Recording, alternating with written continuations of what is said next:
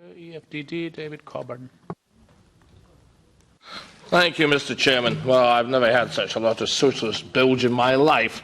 Number one, Miss Scott Cato. Well, I don't think what you said is very patriotic, but then again, I don't expect that from you. I wonder if the people who voted for you realise how unpatriotic you were. She's not proud of Britain, and she seems to want to have a go at Mr. Banks, who gave money to a campaign out of his own pocket because he believed in something. Well, all I can say is Mr. Soros, who seems to be backing the EU, nobody wants to ask questions about him. Well, perhaps it's time you did, because he's been backing the EU and all their madcap schemes and trying to undermine British democracy, and I believe that he made a great deal of money out of the collapse of the pound. Well, I'm getting to that, sir. Under British law, may I point out to the lady from The Guardian, British company directors are obliged to minimise the taxes of their shareholders. That is the way we do things in Britain. That's why our economy is successful. Property rights and their protection are central to the purpose and function of the state. The EU seeks legitimacy by claiming to protect property with Byzantine rights. One recent example are the claiming protection data and the General Data Protection Regulation and the protection of intellectual property, the link tax that was passed by the committee yesterday.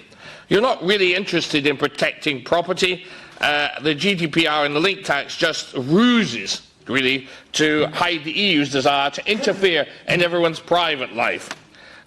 We have proof here. Rather than protecting property rights and the data collected in the Paradise Papers, you abuse them for political gain. And from what I've heard, no crimes were committed. Most interesting. This committee is more concerned with virtue signalling rather than property. I'd like to know, well, most importantly from the lady from The Guardian, how she thinks that business could possibly survive if every employee goes about blabbing about everything in the company. How in the name of goodness?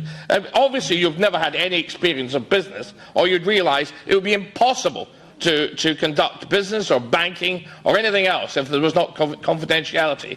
And they must have to face the test of the law. If they're going to make remarks or they're going to say things about companies, they must face the rigour of the law about this, as should journalists. If they're willing to say something, they should back it up, and there should be some risk. Otherwise, you just go around destroying people's characters with no effort whatsoever, and no risk to yourselves. Yeah. Those are my questions, sir. Okay, thank you. Mrs. Garside, please. I'm not sure which one to tackle first, or which were the questions, but I might pick up your point about our right to information about what's going on inside companies and inside the structures set up by private individuals to manage their wealth. I think that private information has to be private, has to be guarded under the law. We all have a right to privacy in our affairs, but that also, and the law does this, it has to be balanced with public interest. You say that no illegality was exposed within the Paradise Papers. There were cases of tax avoidance that was challengeable in court.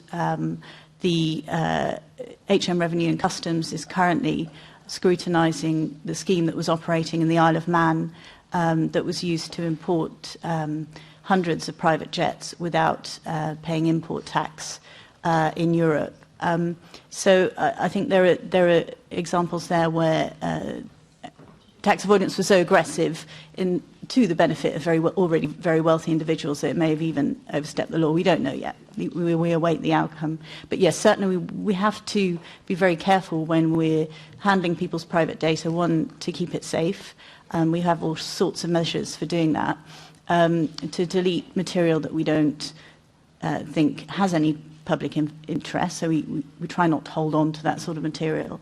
But we also have a duty when we're presented with things that may not be illegal, but that certainly go against what society thinks should happen, that maybe enhance inequality in our society, that the offshore system provides a system that benefits the very wealthy, and we would argue that's at the expense of those who can't afford to use it.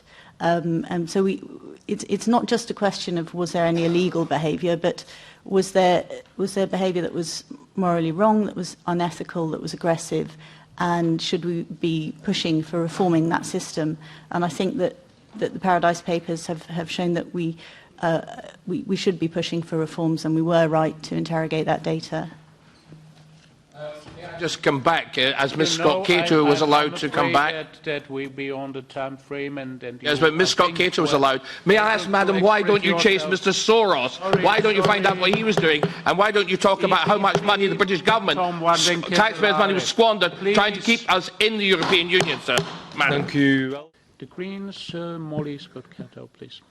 Thank you very much, Chair. And I'd also like to start by thanking Juliette and her colleagues at The Guardian for the really excellent work they're doing defending the rule of law and various other issues.